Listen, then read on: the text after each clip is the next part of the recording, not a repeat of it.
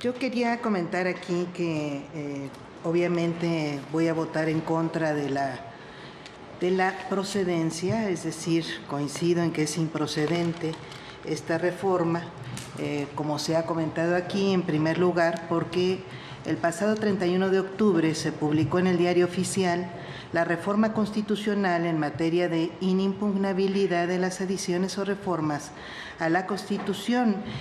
Se añadió un quinto párrafo al artículo 105 para establecer expresamente la improcedencia de las controversias constitucionales o acciones de inconstitucionalidad contra las adiciones o reformas. Esta reforma constitucional es aplicable al presente caso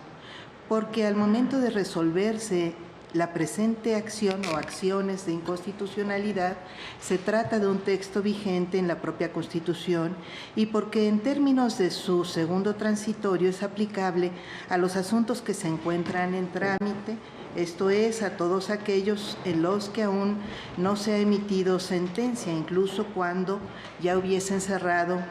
la etapa de instrucción. En todo caso, no puede considerarse que la aplicación de la reforma constitucional sea retroactiva porque se trata de una norma procesal en tanto que establece una causa de improcedencia de los procesos constitucionales y a este tipo de normas no le puede ser aplicado el principio de irretroactividad, ya que tiene un efecto inmediato, es decir, es aplicable a todos los procesos en curso en el momento de su entrada en vigor. En este sentido, el proyecto debió atender este hecho notorio porque impacta directamente en el trámite del presente asunto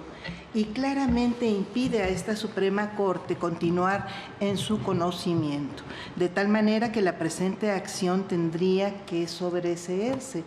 y a eso se refiere justamente una de las solicitudes que se ingresó y se nos dio conocimiento al inicio de esta sesión. Por otro lado, el proyecto desestima las causas de improcedencia que hicieron valer las partes de la siguiente manera: las relativas a que los mecanismos de control constitucional no permiten analizar reformas a la Constitución.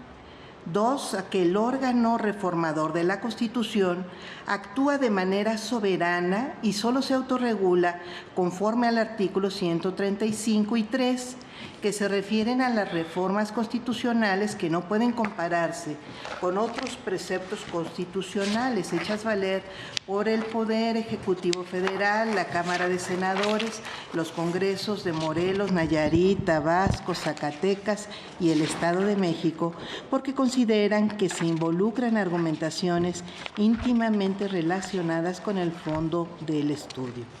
El proyecto parte de una premisa errónea porque las causales que agrupa no necesariamente se encuentran relacionadas con el fondo del asunto, por lo que deben resolverse desde este momento, en tanto que resulta manifiesto e indudable la impugnabilidad de las reformas constitucionales. En el apartado 1 de los mecanismos de control constitucional no se permite analizar las reformas a la Constitución que se deben atener a las causas de improcedencia previstas en las fracciones 8 y 9 del artículo 19 de la ley reglamentaria en relación con la fracción segunda del artículo 105 constitucional, dado que la procedencia de la acción de inconstitucionalidad está delimitada a casos que tengan por objeto plantear la posible contradicción entre una norma de carácter general y la Constitución política de los Estados Unidos mexicanos. Al respecto, este Pleno, a través de las jurisprudencias 2299, acción de inconstitucionalidad, solo procede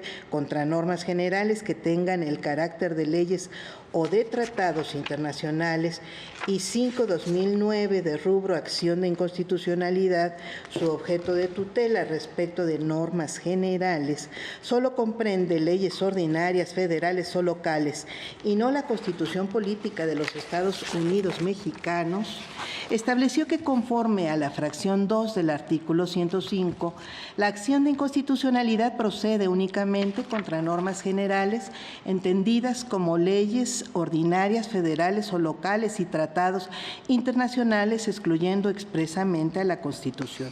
En relación con el apartado 2, se actualiza la causa de improcedencia prevista en la fracción 9 del artículo 19 con relación al artículo 135 constitucional, ya que el proceso de reformas y adiciones a la Constitución no está sujeto a control judicial, criterio precisado por este Pleno y la segunda sala en las jurisprudencias 39-2002 de rubro procedimiento de reformas y adiciones a la Constitución Federal, no es susceptible de control jurisdiccional, y 3-2014 de rubro control de constitucionalidad no puede realizarse respecto de los preceptos de la Constitución Política de los Estados Unidos Mexicanos, en las cuales se precisó que las normas constitucionales son la base de todo orden jurídico, por lo que están exentas de cualquier control jurisdiccional.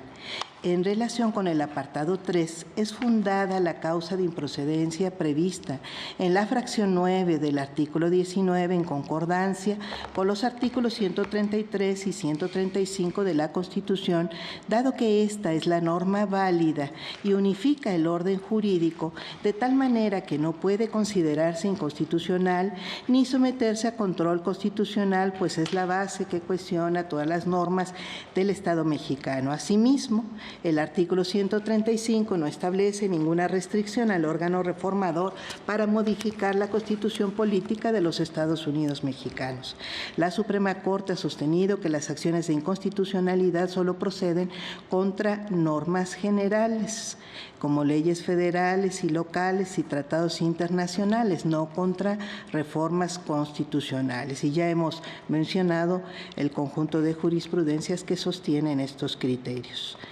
En el amparo indirecto 70-2014, promovido contra la reforma constitucional en materia energética y su recurso de revisión 467-2014, varios, se desechó por notoriamente improcedente. En otros criterios se ha determinado la improcedencia de las acciones por tratarse justamente de reformas o adiciones constitucionales. Las relativas a que los partidos políticos carecen de legitimación, me refiero a causas de improcedencia, hechas valer por los congresos de Quintana Roo y Guerrero,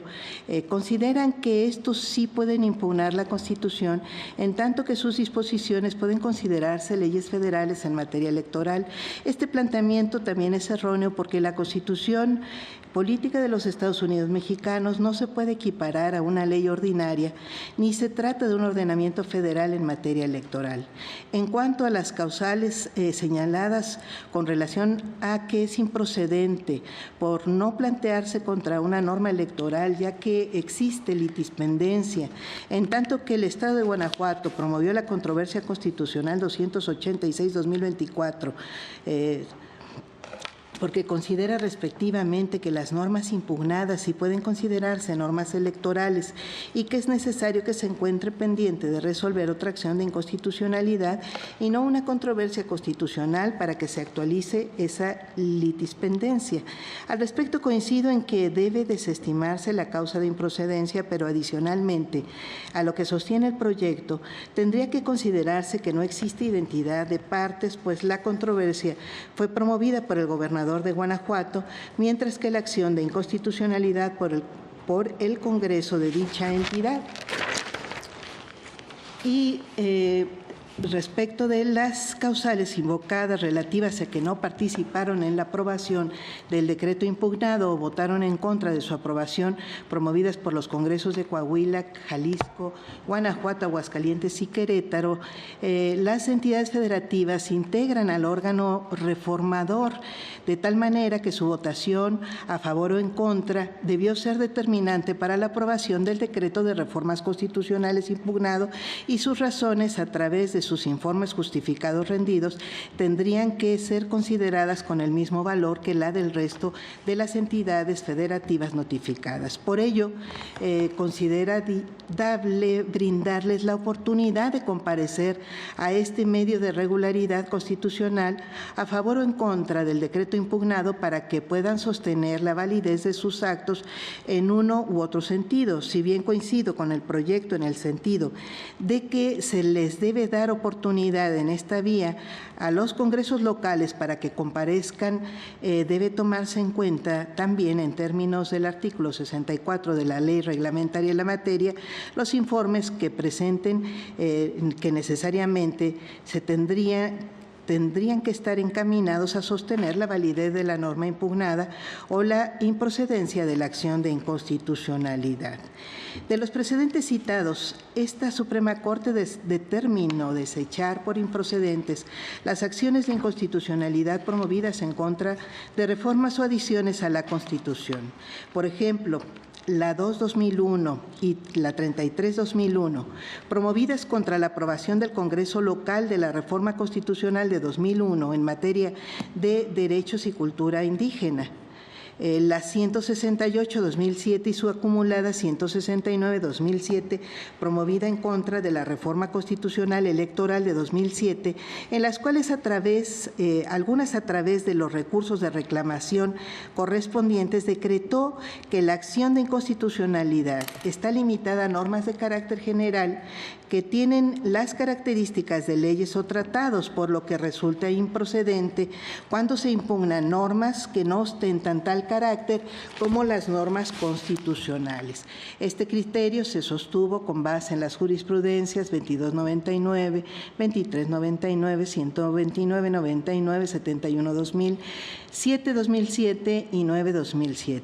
Otro ejemplo son las acciones de inconstitucionalidad 15-2016 y 17-2016, promovidas contra la Reforma Constitucional de la Ciudad de México, la Reforma Constitucional Local de la Ciudad de México del 29 de enero de 2016. En estas, el ministro instructor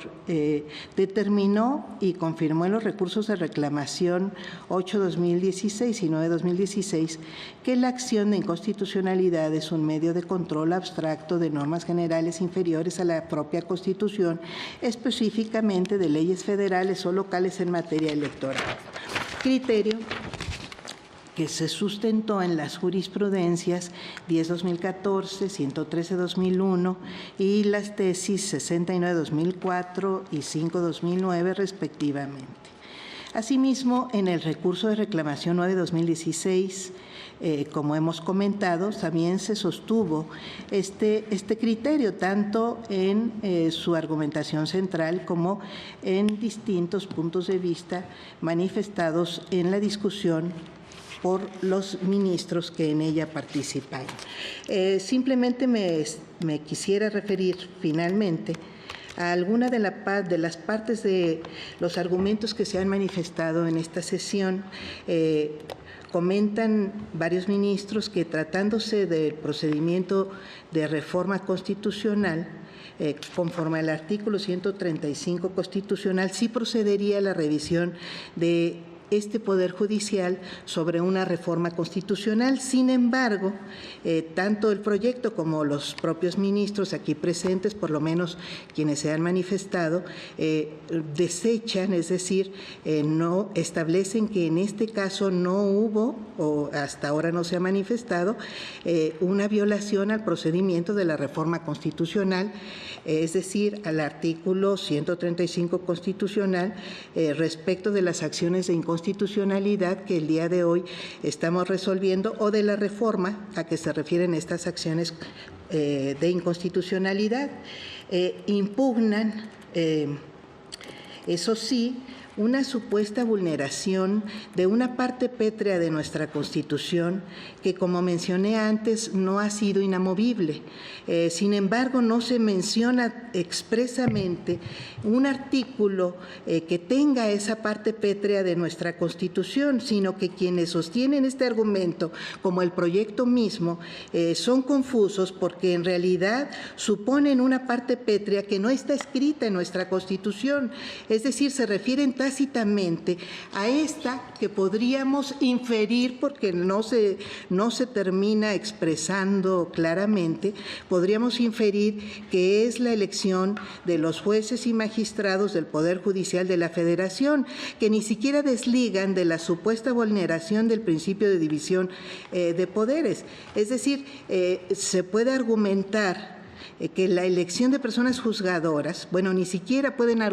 argumentarse o podría sostenerse que la elección de personas juzgadoras modifique este principio, el principio de división de poderes, porque el propio ponente sostiene que la elección de ministros y ministras sí es válida, mientras que la elección de jueces y magistrados no. Entonces, tampoco sería un principio pétreo que debiéramos inferir alguno o alguna de nosotras en esta sesión. El razonamiento básico sobre el que se sostiene el proyecto y quienes lo apoyan es que los ministros aquí presentes podríamos decidir a partir de ahora por el proyecto que discutimos, en el que, por cierto, creo yo que nos debimos de haber declarado impedidas e impedidos la totalidad de ministras y ministros, así como quienes han participado en valorarlo dentro del propio Poder Judicial de la Federación, pues una supuesta inconstitucionalidad de una reforma constitucional. Es decir, a partir de este proyecto podría derivarse este tipo de inconstitucionalidades, entre comillas. No tiene solidez este argumento porque de aceptarlo significaría creer que todo lo que se ha modificado en la Constitución no era parte de ese contenido pétreo, entre comillas, o debió haberse modificado porque finalmente fue aceptado por este Poder Judicial o no fue simplemente cuestionado en su momento. Es decir, ni los derechos indígenas, que obviamente forman parte de instrumentos internacionales, por cierto, ya que se menciona el principio de convencionalidad como un supuesto límite a la soberanía del pueblo mexicano, o la privatización de la energía eléctrica o la explotación del petróleo mexicano, resulta que no son o no debieran ser considerados como partes pétreas, es decir, inamovibles de la Constitución. El problema de que fuéramos nosotros los que tuviésemos esa última palabra de considerar qué partes son, entre comillas, inconstitucionales de nuestra Constitución, es que no solamente suplantamos la soberanía popular, sino termina siendo absolutamente arbitrario, más que discrecional y, por lo tanto, indebido y, creo yo, sobrepasado de nuestras facultades y la autoridad que pudiéramos legítimamente ostentar cualquier tipo de resolución al respecto. Es decir, no solamente no sería legítimo, sino no sería lógico, no sería congruente, pero además sería fuertemente arbitrario pretender desde este pleno de 11 personas, de las cuales tendrían que votar por lo menos 8, pretender que esa mayoría calificada puede suplantar a un Congreso Constituyente que fue el único que debió haber manifestado en su momento qué parte podría ser considerada como pétrea y de manera expresa, no tácita, en nuestra propia Constitución. Es cuanto. Gracias.